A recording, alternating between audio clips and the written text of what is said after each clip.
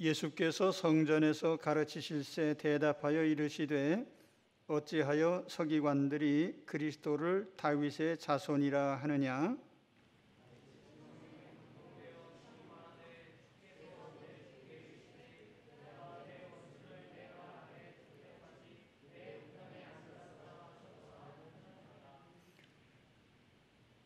같이 옵니다. 다윗이 그리스도를 주라 하였은즉 어찌 그의 자손이 되겠느냐 하시니 많은 사람들이 즐겁게 듣더라. 아멘.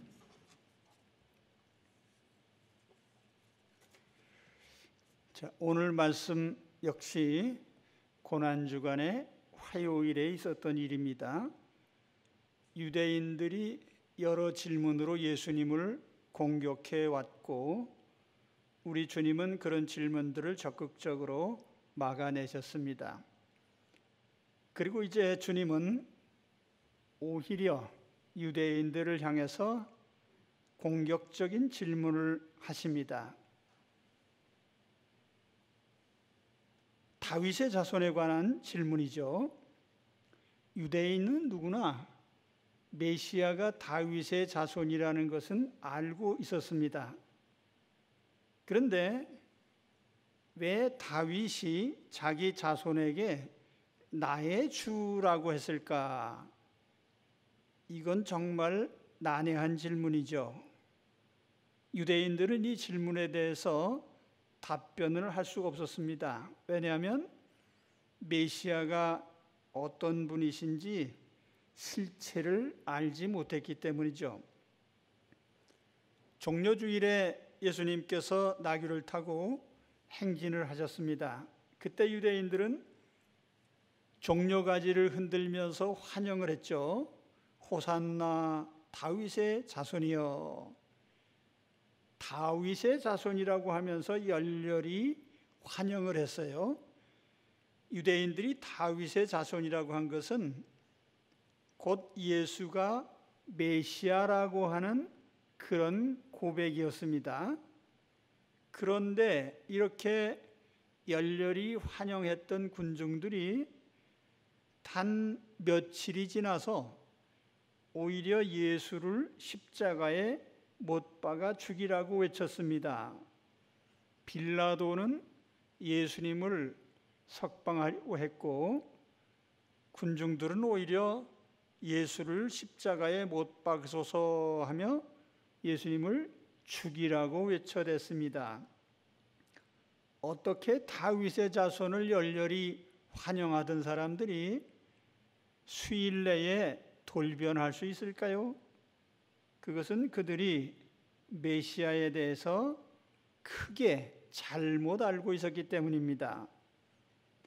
바클레이라는 주석가는 유대인들이 일반적으로 알고 있는 세상 종말과 메시아에 대해서 이렇게 정리를 했습니다. 첫째, 메시아의 도래 이전에 무서운 고난의 때가 올 것이다. 둘째, 이런 혼란 속에서 메시아의 선구자 또는 전령관인 엘리야가 올 것이다. 셋째, 그런 다음에 메시아가 오실 것이며 넷째로 모든 나라 백성이 이러한 하나님의 섭리에 대항하기 위해서 동맹을 맺고 대항할 것이다. 다섯째, 그러나 적대 세력은 완전히 붕괴될 것이다. 여섯째, 그리고 예루살렘의 회복이 뒤따를 것이다. 일곱째, 세계에 흩어져 있던 유대인들이 새 예루살렘으로 모이게 될 것이다. 여덟째로 팔레스틴은 세계의 중심이 되고 전 세계는 복종하게 될 것이다. 그리고 모든 나라 모든 백성이 정복될 것이다. 아홉째로 최후로 평화의 새 시대가 와서 선이 영원히 남을 것이다. 대략 이제 이런 내용입니다. 그런데 핵심적인 것은 이 모든 것이 외형적인 나라라고 하는 거예요. 다윗의 자손 메시아도 인간이고 또 그가 이룰 나라 역시도 눈에 보이는 예루살렘에 세워질 유대 왕국입니다. 그러니까 우리 주님이 이루시려고 하는 하나님의 나라하고는 전혀 성격이 다르죠. 또 메시아에 대한 이해도 전혀 잘못되어 있습니다. 그래서 주님은 유대인들에게 이렇게 물으셨습니다. 왜 다윗은 자기 자손에게 나해 주라고 했느냐? 구약 성경은 여러 곳에서 메시아가 다윗의 자손이라고 하는데, 특히 다윗의 자손인데도 불구하고 다윗은 나의 주라고 고백을 했습니다. 이 문구는 시편 110편에 나타나요. 자, 오늘 말씀해 보시면 35절에 예수께서 성전에서 가르치실 때 대답하여 이르시되, 여기 대답을 하셨다고 했는데 아마 누군가 질문했는지 모르겠습니다. 어찌하여 서기관들이 그리스도를 다윗의 자손이라 하느냐? 다윗이 성령에 감동되어 친히 말하되 주께서 내 주께 이르시되 내가 내 원수를 내 발 아래에 둘 때까지 내 우편에 앉으라 하셨도다 하였느니라.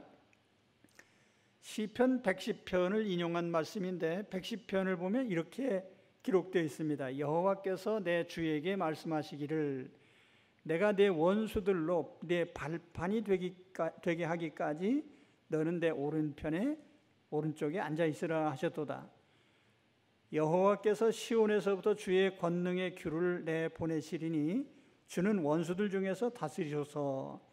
주의 권능의 날에 주의 백성이 거룩한 옷을 입고 즐거이 헌신하리니 새벽 이슬 같은 주의 청년들이 주께 나오는도다. 여호와는 맹세하고 변하지 아니하시리라 이르시기를 너는 멜기세덱의 서열을 따라 영원한 제사장이라 하셨도다. 주의 오른쪽에 계신 주께서 그의 노하시는 날에 왕들을 쳐서 깨뜨리실 것이라. 문나라를 심판하여 시체로 가득하게 하시고 여러 나라의 머리를 쳐서 깨뜨리며 길가의 시냇물을 마심으로 그의 머리를 드시리로다. 이 시편 110편 내용을 크게 두 가지로 요약하면, 첫째는 메시아가 온 세상을 정복하고 발 아래 둔다. 그리고 두 번째는 메시아는 하나님 우편에 앉으신 영원한 제사장이시다. 그래서 여기 메시아의 왕권과 제사장권을 말씀을 하고 있습니다. 그런데 여기 문제가 발생하죠. 자, 유대인이나 서기관들은 메시아 왕국이 지상에 세워지고 지상의 왕이라고 가르쳤습니다. 그런데 시편 110편의 말씀은 오히려 메시아가 왕은 왕인데 하나님 우편에 영원히 앉아 계신 왕이에요. 지상에 있는 왕이 아닙니다. 하늘에 계시죠. 단순한 인간이 아닙니다. 하나님 보좌에 앉으신 신성을 지니신 하나님이시죠. 둘째로 메시아는 대제사장이십니다. 그런데 역시 지상의 대제사장이 아니에요. 지상의 대제사장은 아론의 직계 자손들이 세습적으로 이어갔습니다. 그런데 예수님은, 메시아는 멜기세덱의 서열을 따른 제사장이라 이렇게 설명을 합니다. 멜기세덱이 누굽니까? 아브라함이 전쟁에 이기고 돌아올 때 11조를 바친 그런 대상인데, 말하자면 하늘에서 나타난 제사장이에요.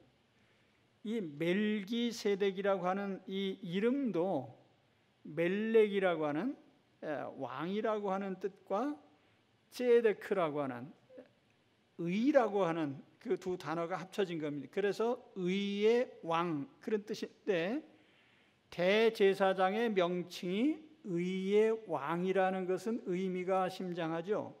왜냐하면 예수님께서는 죄인들을 자신의 몸으로 속죄하셔서 의롭다고 인정을 받게 하신 그런 제사장이거든요.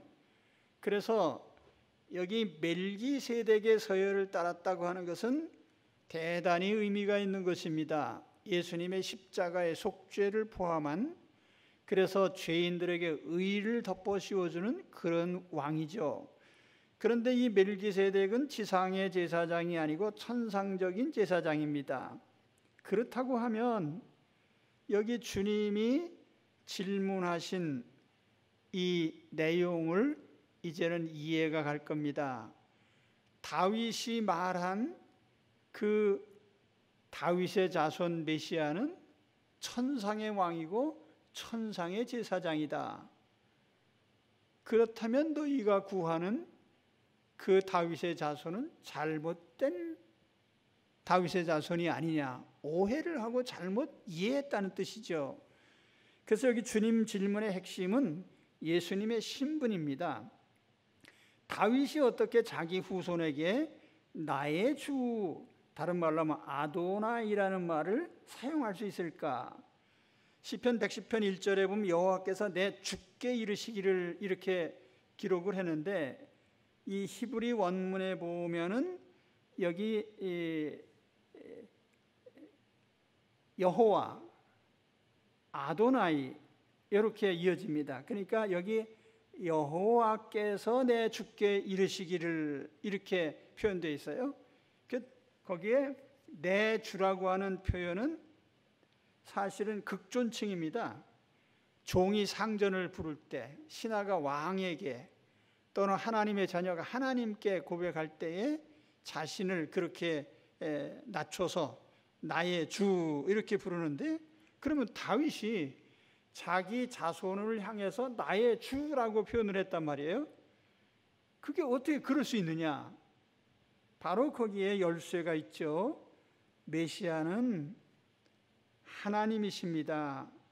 이 시는 예언시죠. 그래서 다윗은 자기 자손에게서 메시아가 오시지만 그 메시아는 신성을 지니신 하나님이시라는 걸 고백하고 있는 겁니다. 이것은 매우 중요한 것이고, 유대인들은 이와 같은 사실을 오해하고 놓치고 있었어요. 그래서 예수님이 지금 하시려는 말씀이 뭐죠? 유대인들에게 메시아는 하나님이시다. 그 신성을 지니신 메시아가 바로 나다. 너희는 메시아 왕국을 잘못 알고 있다. 메시아 왕국은 세상 나라가 아니다. 메시아는 세상의 왕이 아니고 메시아는 영원히 하나님 우편에 앉아 계신 하나님이시다. 그리고 영원한 대제사장이시다.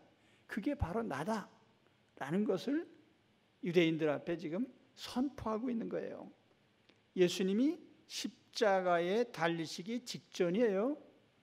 붙잡혀 체포당하시기 직전입니다. 그래서 최후로 유대인들에게 이제는 드러내놓고 선포하는 겁니다. 너희들이 나를 죽이려고 하지? 나는 하나님이야.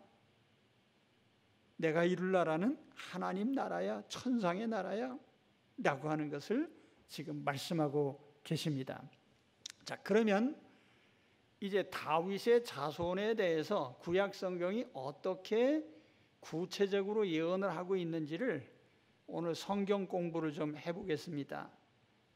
다윗의 자손, 이것이 의미하는 바는 이 다윗의 자손이라는 말이 처음 나타난 때부터 어디에서 비롯되었고 이것이 어떤 형태로 예언이 되었는가, 그 예언의 내용들을 좀 살펴보겠습니다.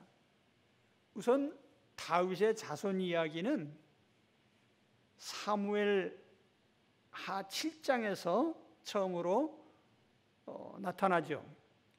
사무엘 하 7장 8절에 보면 하나님께서 다윗에게 이런 말씀을 하십니다.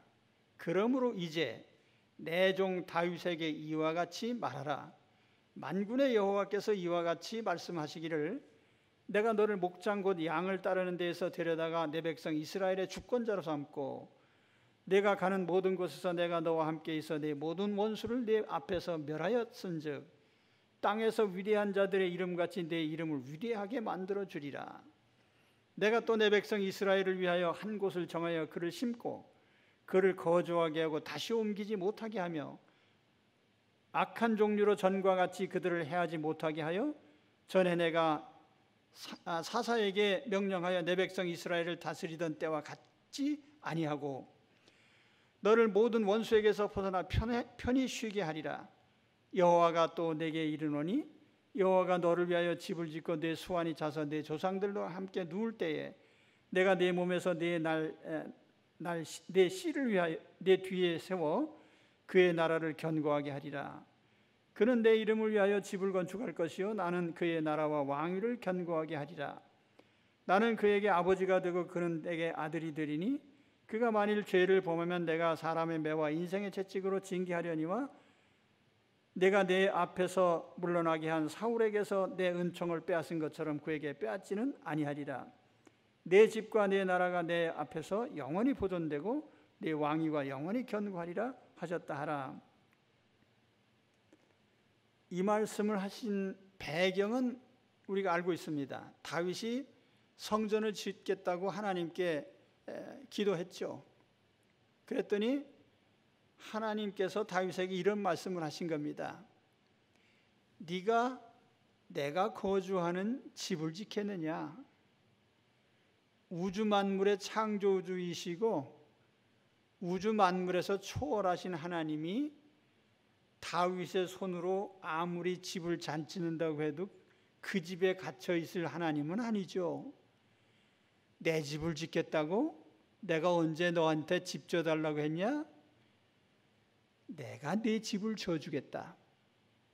근데 여기에 하나님이 다윗에게 지어주겠다고 한 다윗의 집은 다윗의 왕국을 가리키는 거예요.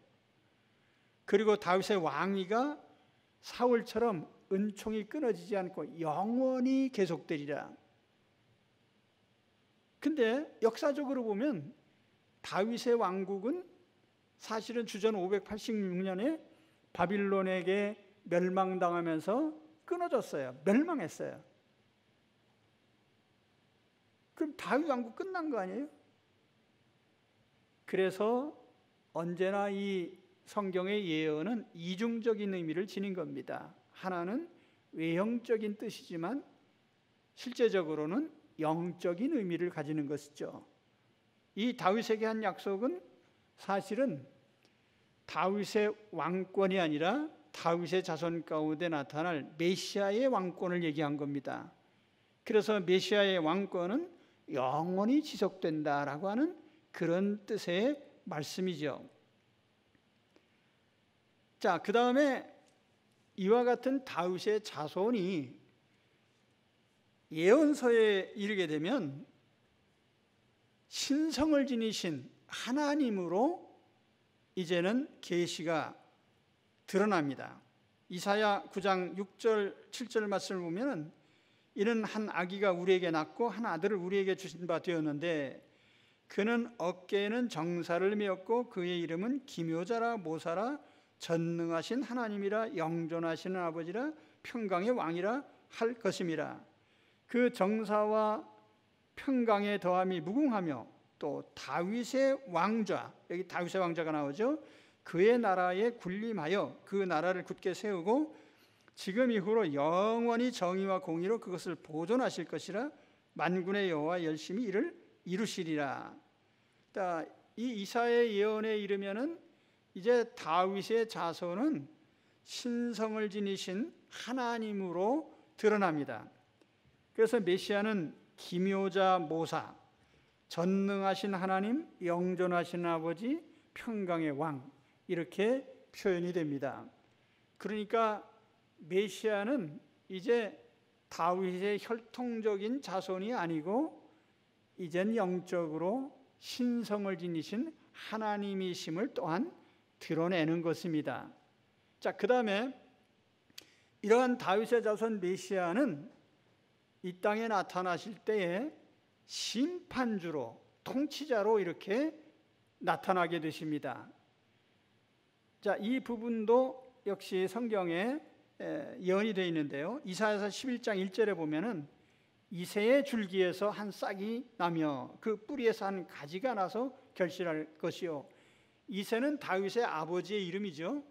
그러니까 이새의 줄기, 이새의 뿌리에서 가지가 나고 싹이 나고 결실한다는 것은 이새의 후손인 다윗, 그리고 다윗의 후손인 메시아에게서 이제 나타날 결과들을 나타내는 것입니다. 그래서 그 다음 절에 보면 그의 위에 여호와의 영 곧 지혜와 총명의 영이요 모략과 재능의 영이요 지식과 여호와를 경외하는 영이 강림하시리니 그가 여호와를 경외함으로 즐거움을 삼을 것이며 그의 눈에 보이는 대로 심판하지 아니하며 그의 귀에 들리는 대로 판단하지 아니하며 공의로 가난한 자를 심판하며 정직으로 세상의 겸손한 자를 판단할 것이며 그의 입에 막대기로 세상을 치며 입술의 기운으로 악인을 죽일 것이며 공의로 허리띠를 삼으며 성실로 그의 몸에 띠를 삼으리라. 공의로 좌로나 우로나 조금 더 치우치지 않고 아주 바르게 세상을 심판하게 될 것이다. 그 심판만 하는 것이 아니라 그 다음에 그때 이리가 어린 양과 함께 살며 포음이 어린 염소와 함께 누우며 송아지가 어린 사자와 살진 짐승이 함께 있어 어린아이에게 끌리며 암소와 고음이 함께 있으며 그것들의 새끼가 함께 엎드리며 사자가 소처럼 풀을 먹을 것이며 젖 먹는 아이가 독사의 구멍에서 장난하며 젖된 어린아이가 독사의 굴에 손을 넣을 것이라. 내 거룩한 산 모든 곳에서 해됨도 없고 상함도 없을 것이니 이는 물이 바다를 덮음같이 여호와를 아는 지식이 세상에 충만할 것임이니라. 그날에 이새의 뿌리에서 한 싹이 나서 만민의 기치로 설 것이요 열방이 그에게 돌아오리니 그가 거한 곳이 영화로우리라. 자, 메시아가 이젠 심판의 주로 임하십니다. 여기 입의 막대기나 입술의 기운이라는 건 말씀으로 이 세상을 심판하시고 심판만 하시는 게 아니라 이 세상을 심판하신 후에 이제 완전한 평화의 나라를 이루게 된다는 거죠. 어떤 악한 것도 사라진, 그래서 어린아이가 독사의 굴에 손을 넣을 정도로 이 세상에 해함도 없고 상함도 없는 완전한 평화의 나라를 이루게 된다라고 하는 것입니다. 그래서 이와 같이 메시아는 장차 종말적으로 보면은 세상 종말 심판을 얘기하는 거예요. 세상 종말 심판과 이제 하나님 나라를 이루실 때 그 메시아 왕국은 이와 같은 완전한 평화의 왕국이 될 것을 이제 예언하고 있죠. 자, 그 다음에 또 한 가지 다윗의 자손에 대한 예언은 구원의 날에 대한 것입니다. 이 메시아가 다시 말하면 다윗의 자손이 어느 때가 되면 나타날 것이라는 거예요. 이것도 역시 이제 종말적인 의미를 포함한 말씀인데 구원자가 이르게 될 날이 있습니다. 그런데 이것은 사실은 어느 종말의 딱 그 시점만을 가리키는 건 아니에요. 우리 개별적으로 보면은 저도 하나님께서 어느 시점에 다윗의 자손 예수 그리스도가 제게 나타나셔서 나를 하나님 자녀로 부르셨습니다. 그래서 어느 때에 이 예수 그리스도가 다윗의 자손이 나타나서 하나님의 택한 백성들을 하나하나 불러내시는 거예요. 그리고 하나님 나라로 이끌어 가시는 것이죠. 이 구원의 날입니다. 그런데 세상 종말에는 이러한 일이 이제 획기적으로 나타나게 될 것이죠. 하나님의 택한 사람 가운데 한 사람도 예외 없이 다 부름을 받을 것입니다. 그래서 성경을 보면은 이제 예레미야 23장 5절에 여호와의 말씀이니라 보라 때가 이르리니 내가 다윗에게 한 의로운 가지를 일으킬 것이라 그가 왕이 되어 지혜롭게 다스리며 세상에서 정의와 공의를 행할 것이며 그의 날에 유다는 구원을 받겠고 이스라엘은 평안히 살 것이며 그의 이름은 여호와 우리의 공의라 일컬음을 받으리라. 예레미야 33장 15절에 보면 그날 그때 내가 다윗에게 한 공의로운 가지가 나게 하리니 그가 이 땅에 정의와 공의를 실행할 것이라. 그날에 유다가 구원을 받겠고 예루살렘이 안전히 살 것이며 이 성은 여호와는 우리의 의라 이름을 얻으리라. 그리고 이제 에스겔 34장 23절에 보면 내가 한 목자를 그들 위에 세워 먹이게 하리니 그는 내 종 다윗이라.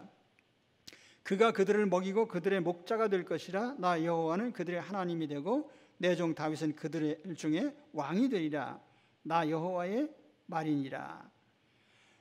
그래서 이제 메시아가 역사의 어느 시점에 나타나셔서 이제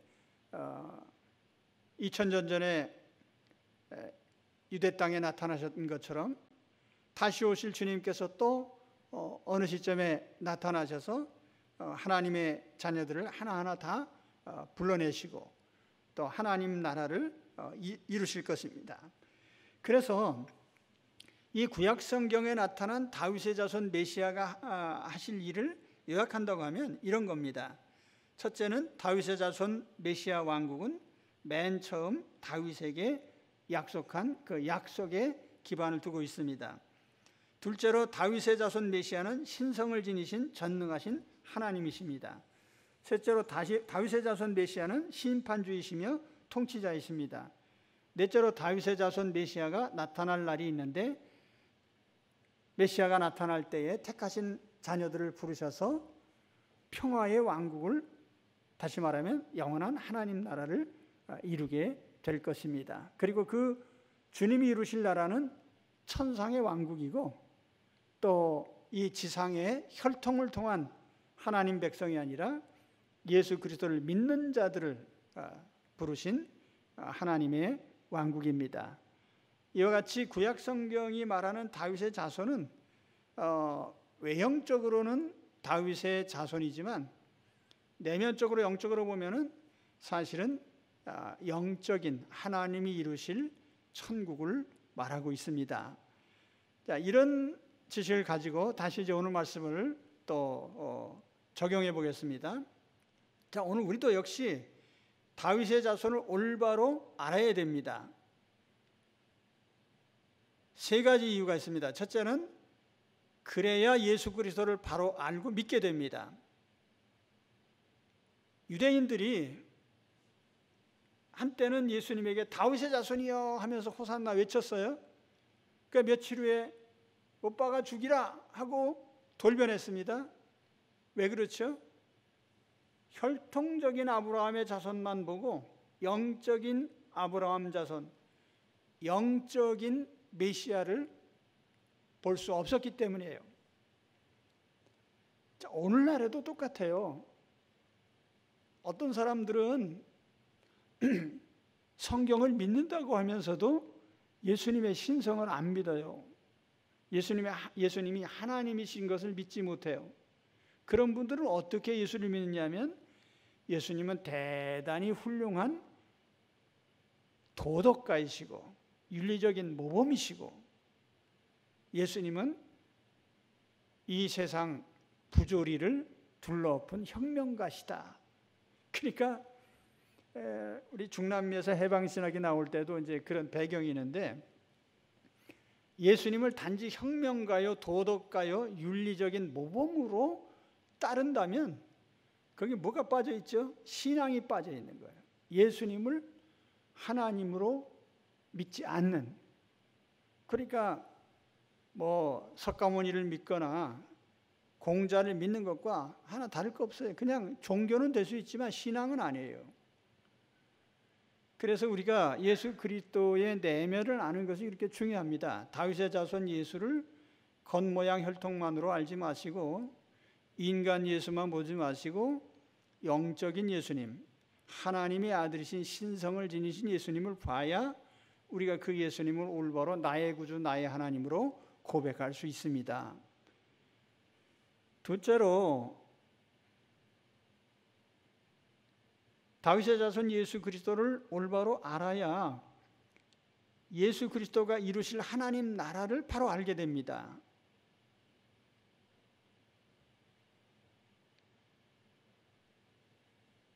유대인들은 자기들이 이스라엘 백성이라고 자칭하고 자기들만이 선민이고 하나님의 택함받은 하나님 백성이라고 주장을 했어요.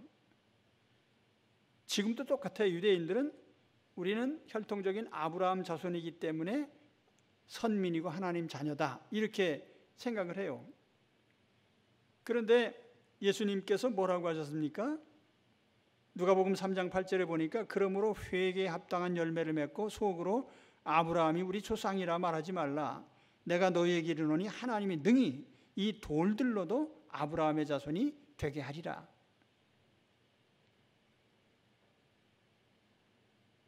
돌멩이 가지고도 아브라함 자손을 만들 수 있는 하나님이에요.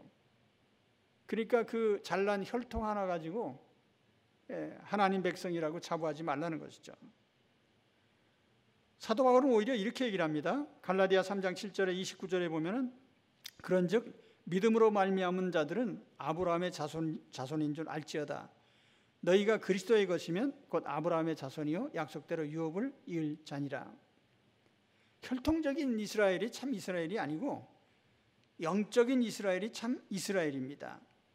그래서 그 영적인 하나님 백성으로 이루게 될 하나님 나라 역시 이 지상의 왕국이 아니에요. 하늘에 세워질 하나님 나라입니다. 그래서 예수님께서 빌라도 앞에서 마지막으로 하신 말씀이 이런 말씀이죠. 예수께서 대답하시되 내 나라는 이 세상에 속한 것이 아니니라.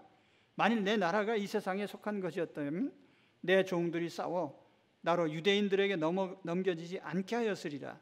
이제 내 나라는 여기에 속한 것이 아니라. 빌라도가 이르되 그러면 내가 왕이냐 왕이 아니냐? 예수께서 대답하시되 내 말과 같이 내가 왕이니라. 내가 이를 위해 태어났으며 이를 위하여 세상에 왔나니 곧 진리에 대하여 증언하려 함이로라. 무릇 진리에 속한 자는 내 음성을 듣느니라. 그래서 오늘 우리도 천국이 어디 있지? 지상의 천국을 꿈꾸지 말고 천상적인 천국, 주님이 이루실 영적인 하나님 나라에 대해서 올바로 알고 그 하나님 나라를 이루고 그 하나님 나라의 일원으로 살아가도록 해야 됩니다. 세 번째로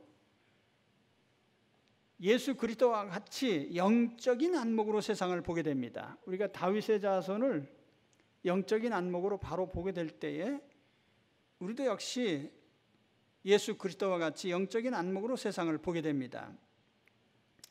컴퓨터의 CPU 안에 어떤 연산이 일어나는지 우리는 몰라요.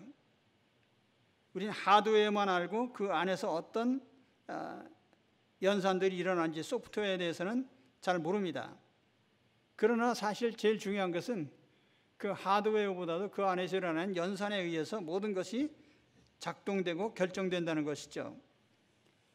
자, 우리는 이 세상의 겉모양만 보면서 살아갑니다. 정치도 경제도 문화도 예술도 다 겉모양만 보고 판단을 해요. 겉모양만 본다는 것은 그 물질 세계만 본다는 뜻입니다.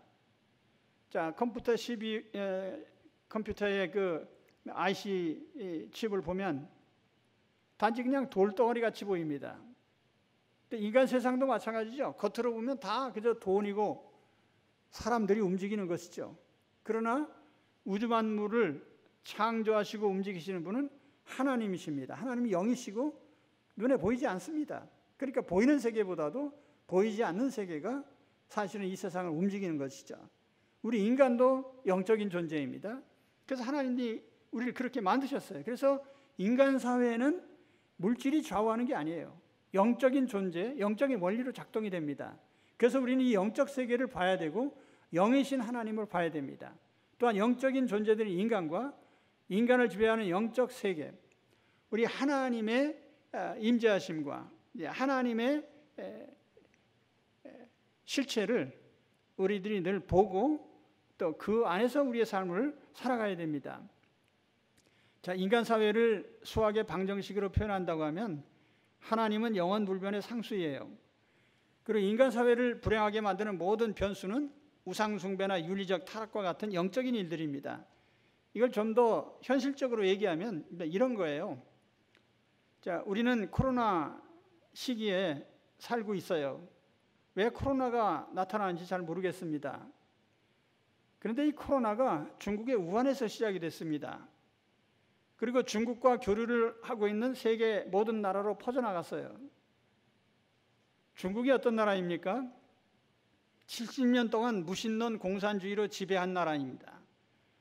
그동안 수많은 사람이 공산당에 의해서 학살이 됐어요. 그동안 중국 사회는 공산당이 지배하는 동안에 게을러 빠진 타성, 다시 말하면 나만 알고 다른 사람의 관심을 두지 않는 이런 마인드로 모든 사람들의 정신 상태가 변해버렸어요. 우리는 중국 사람들이 길 가다가 물건 실은 차가 넘어지고 물건이 쏟아지면 너도 나도 봉지 가져서 주워가는 모습을 항상 볼 수 있습니다. 그런데 그 사람들은 그게 하나도 이상하지 않아요. 마인드가 그렇게 변했어요. 그럼 이런 70년 동안 많은 사람을 학살하고 백성들을 속이면서 그리고 정신 상태를 말살시킨 이 공산주의가 계속 지탱할 수 있을까요? 영적인 관점에서 보세요. 중국은 항상 14억을 자랑합니다. 우린 14억인데 14억 경제, 14억 인구,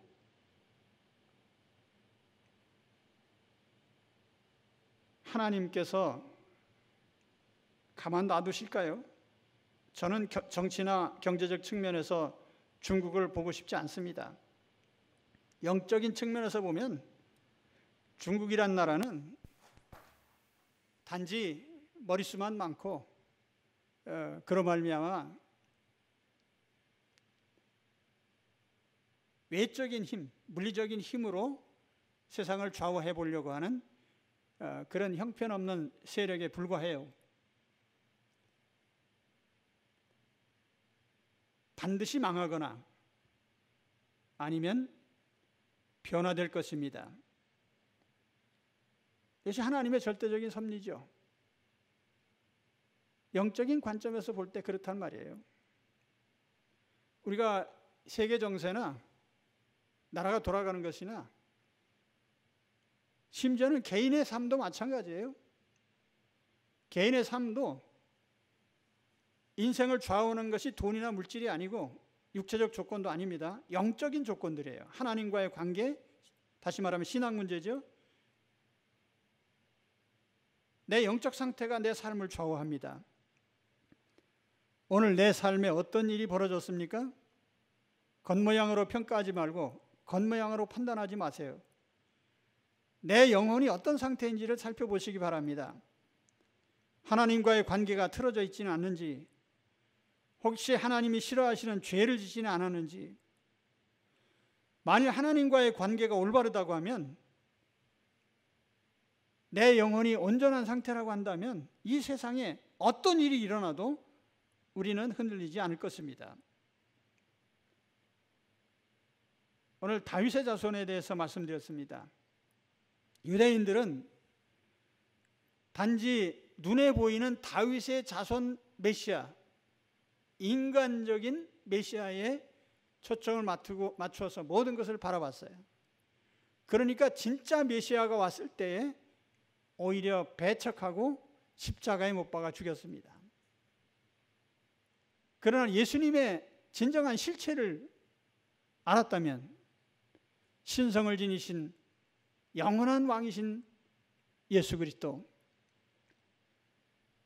하나님 우편에 앉아 계신 영원한 대제사장이신 예수 그리스도를 알았다면 그 예수님을 영접하고 그 앞에 무릎을 꿇고 신앙 고백했겠죠. 나의 주시오 나의 하나님이십니다. 따라하겠습니다. 예수님은 나의 주시오 나의 하나님이십니다. 다윗의 자손 예수님을 우리가 올바로 알고 그 고백을 하시기 바랍니다. 기도하겠습니다.